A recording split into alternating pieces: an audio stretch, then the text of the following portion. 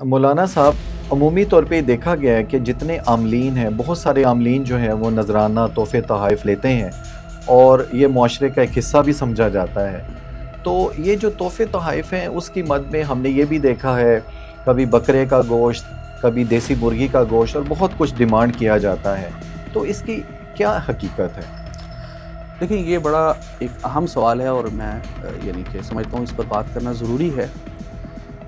اصل تو یہ دیکھنا ہے کہ کیا عملیات کے عوض میں یا اس کے جو ہم سروسز دیتے ہیں یا کوئی بھی عامل جو صاحب ہیں وہ اپنی خدمات دے رہے ہیں، اپنا ٹائم دے رہے ہیں، اس کے عوض کوئی معاوضہ اجرت لینا کسی بھی فارم میں، کیش کی فارم میں یا بکرے یا مرغی جو بھی آپ نے کہا اس کی صورت میں لینا جائز ہے یا ناجائز ہے، ٹھیک ہے؟ ایک تو ہمارے ایک مت بنی ہے کہ جی ہم نے جانا ہے تو کچھ نہ کچھ ان کی خدمت کرتے ہیں، لیکن ایک ہوتا ہے ہدیہ نذرانہ، وہ ویسے بھی ہمیں یہ سکھایا گیا ہے کہ آپ کسی نیک آدمی کے پاس جائیں تو ان کو ہدیہ دے کر آئیں، عقیدت کے طور پر، وہ عقیدت مندی الگ چیز ہے۔ یہاں پر معاملہ عقیدت مندی کے ساتھ ساتھ ایک سروسز کا ہے، ٹھیک ہے؟ میں اس کو ذرا پروفیشنل لینگویج میں بات کرنا ضروری سمجھتا ہوں۔ دیکھیں،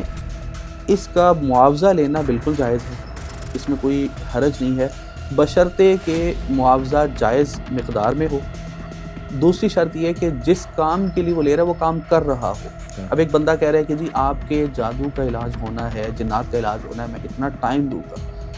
ٹھیک ہے، اور وہ بتا کر لے کہ میں یہ اپنا جو ٹائم دے رہا ہوں اس کے عوض آپ سے کچھ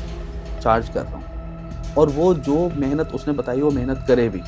یہ ساری باتیں جب واضح کرے گا تو اس کے لیے جائز ہے۔ اب بات آ جاتی ہے بکرے کا گوشت، مرغی کا گوشت، فلاں فلاں یا زعفران اور یہ چیزیں بھی اس میں اکثر بولی جاتی ہیں۔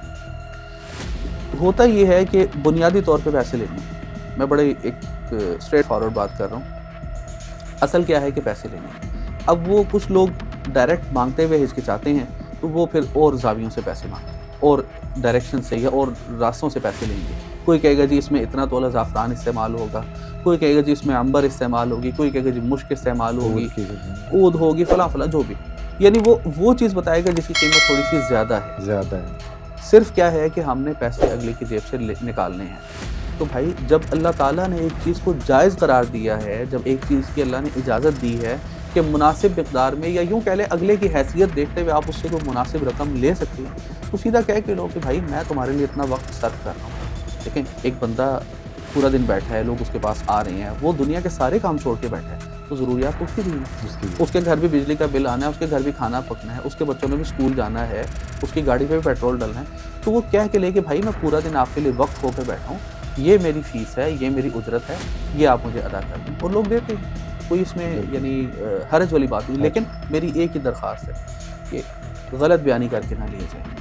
دیکھیں، اور صحیح طبیب کا انتخاب صحیح طبیب کا انتخاب بھی کیا جائے، اور صحیح جو طبیب حضرات ہیں ان سے میری ایک ہی گزارش ہے کہ وہ اس چیز کو صحیح طریقے سے لیں، یعنی صحیح راستے سے لیں اور صحیح راستے پر استعمال کریں۔ جزاک اللہ۔